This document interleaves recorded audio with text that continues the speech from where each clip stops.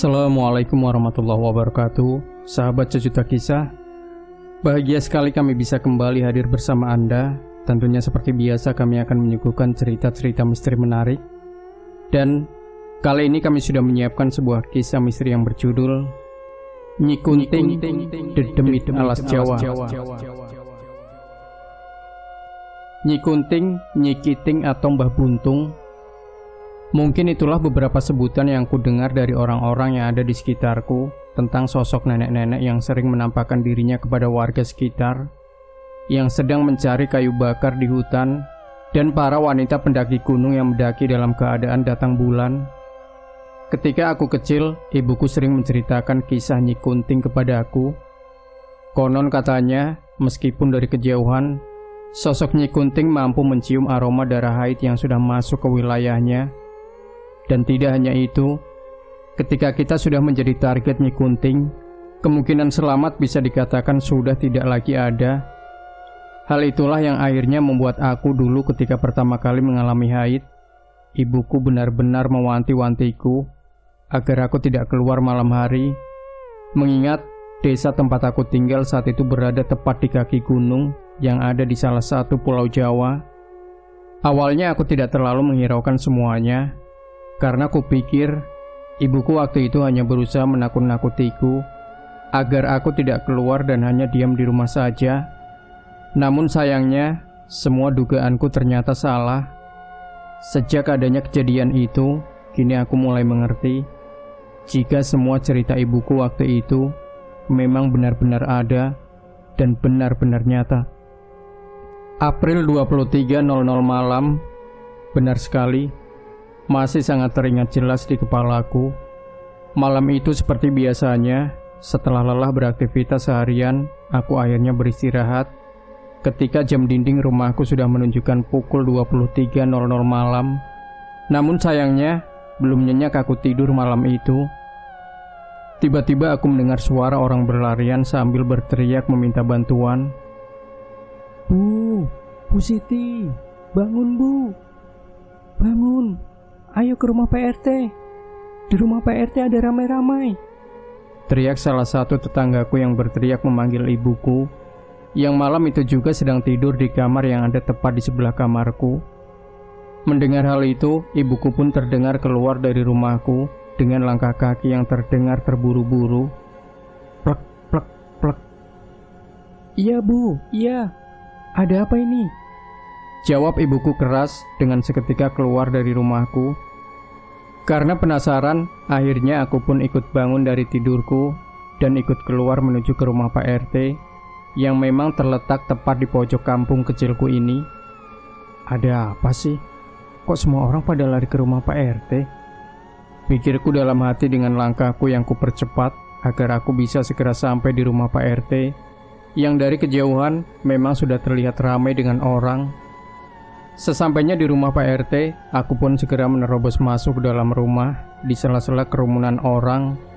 Karena malam itu dari dalam rumah Pak RT, aku mendengar suara teriakan wanita yang terdengar menjerit luar biasa.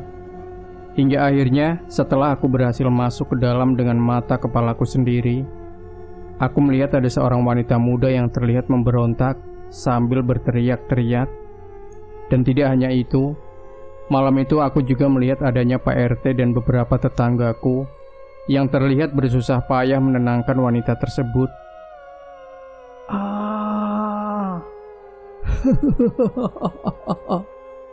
Semua biar mengerti kalau aku ada.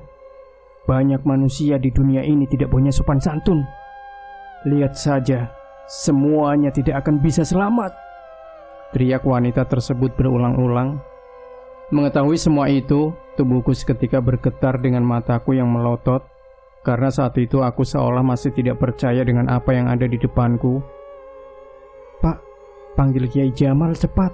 Kalau tidak segera ditolong, anak ini bisa meninggal. Teriak Pak RT dengan tangannya yang terlihat kewalahan menenangkan wanita tersebut. Siapa wanita itu, Bu? Bisik ibu-ibu yang saat itu berada tepat di sampingku. Dia katanya pendaki gunung. Tadi Pak Santoso waktu pulang dari hutan mencari kayu, beliau nemuin pendaki wanita ini sedang menari-nari di jalur pendakian gunung. Terus sama Pak Santoso dibawa ke rumah Pak RT ini. Imbuh ibu-ibu lain. Dia ini sepertinya pendaki yang katanya hilang deh. Ibu tahu nggak? Akhir-akhir ini cuaca di kampung kita aneh. Dan tiap malam ada suara burung gagak. Katanya kalau ada suara burung gagak, pasti di gunung ini ada pendaki yang hilang, sahut ibu-ibu tersebut. Aku sebenarnya dengar sih ada pendaki yang hilang, tapi itu sudah seminggu yang lalu, jawab ibu-ibu yang lain. Mendengar semua itu, aku pun hanya diam dengan terus menatap tingkah aneh dari wanita tersebut, yang setelah kulihat dengan lebih teliti lagi, gaya berpakaian dari wanita yang sedang kesurupan tersebut memanglah seperti seorang pendaki gunung. Namun anehnya, belum lama aku memperhatikan semuanya. Tiba-tiba wanita yang kesurupan tersebut terlihat memandangi wajahku dengan raut wajah yang sedikit tersenyum menakutkan. Dan tidak berhenti di situ saja, dia sesekali juga melihat menganggukkan kepalanya ke arahku seraya memberi tanda jika dia sedang menyapaku, dan sepertinya dia akan mengajakku. Melihat semua itu, tubuhku semakin bergetar hebat karena menahan takut yang rasanya sudah semakin tidak karuan. Ya Allah, dia menatapku, ucapku dalam hati dengan tubuhku yang terus bergetar tidak berhenti. Hingga akhirnya, beberapa saat kemudian, tiba-tiba tanganku ditarik dari belakang oleh seseorang yang setelah kutoleh, ternyata ibukulah yang saat itu sedang menarikku. Asih, kamu ngapain di sini? Hari ini kamu datang bulan kan? Cepat pulang. Sudah malam kok ikut-ikutan ke sini.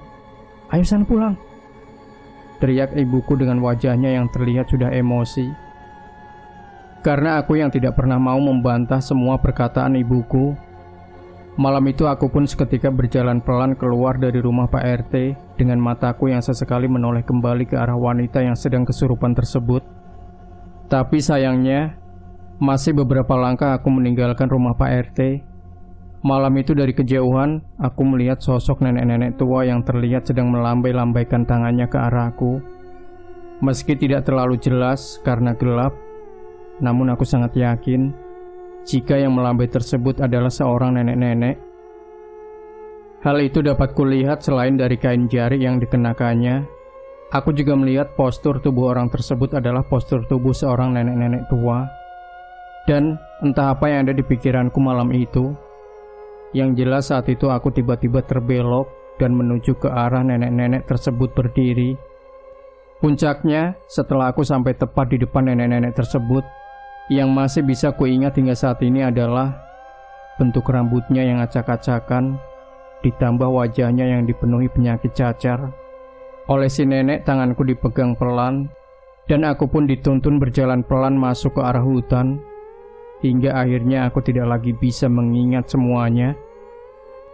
Yang jelas, keesokan harinya, aku tiba-tiba sudah terbangun dan berada di rumah salah satu warga kampung, yaitu Kiai Jamal. Menurut keterangan Kiai Jamal, aku menghilang sudah beberapa hari yang lalu. Padahal nyatanya, aku merasakan jika hanya semalam saja aku pingsan.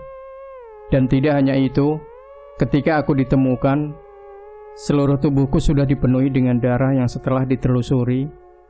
Darah yang ada di sekujur tubuhku adalah darah haidku sendiri yang terus saja keluar tidak berhenti. Namun syukurnya, aku pun akhirnya bisa selamat dan kembali pulang ke rumahku sendiri.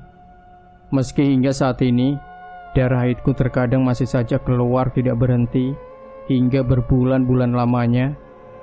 Sudah seringkali ku bawa berobat ke sana kemari, namun sayangnya semuanya tak membuahkan hasil. Hingga akhirnya, sesuai arahan dari Kiai Jamal, aku diarahkan untuk mencari seseorang yang tinggal di salah satu daerah yang ada di Jawa Timur. Menurutnya di Jawa Timur ada seorang perempuan yang pernah mengalami hal yang serupa denganku, yaitu berurusan dengan Nyi Kunting. Namun bedanya, waktu itu dia dengan jelas melihat semuanya, dan malah sengaja kembali masuk ke alam gaib untuk menyelamatkan semua teman-temannya. Di sana, aku diarahkan untuk menanyakan informasi seputar Nyi Kunting kepada perempuan tersebut dan bagaimana cara menyelesaikannya. Dan akhir cerita, berkat arahan dari perempuan tersebut, kini darah haidku sudah kembali berangsur-angsur membaik, meskipun tidak bisa sepenuhnya sembuh, karena menurutnya, pengaruh Nyi Kunting tidak bisa disembuhkan begitu saja, dan harus melakukan terapi keagamaan secara berkala. Dalam kesempatan itu, tentu saja aku menanyakan bagaimana perempuan tersebut bisa lepas dari pengaruh Nyi Kunting. Karena setauku, siapapun yang berurusan dengan Nyi Kunting tidak akan pernah bisa lepas begitu saja. "Mbak dulu juga ketemu Nyi Kunting?" tanya aku. "Enggak sekedar ketemu, Mbak, tapi dia memang sengaja aku cari. Karena asal Mbak tahu, saat itu nyawa semua temanku adalah taruhannya," jawab perempuan tersebut lesu. "Terus bagaimana akhirnya Mbak bisa lepas?" sautku penasaran. "Keluarga aku gantinya," jawabnya singkat dengan dia yang terlihat seketika berdiri dan mempersilahkan aku untuk pergi. Karena sepertinya dia sudah tidak mau diajak untuk mengingat kenangannya kembali. Akhir cerita, berbekal informasi yang kudapat, akhirnya aku pun mulai tahu jika perempuan tersebut dulunya adalah seorang pendaki yang mengalami hal yang tidak bisa dijelaskan secara akal sehat manusia, dan sepertinya dialah satu-satunya pendaki yang selamat. Dan dengan mencoba tidak menghiraukan semua itu, aku pun akhirnya kembali pulang, tentu saja dengan membawa sebuah cerita yang sepertinya bisa menjadi pelajaran hingga nanti aku tua. Bagaimana nasib wanita yang kesurupan di rumah Pak RT? Benar sekali, dia meninggal sebelum aku ditemukan di hutan. Demikian sahabat Sejuta Kisah.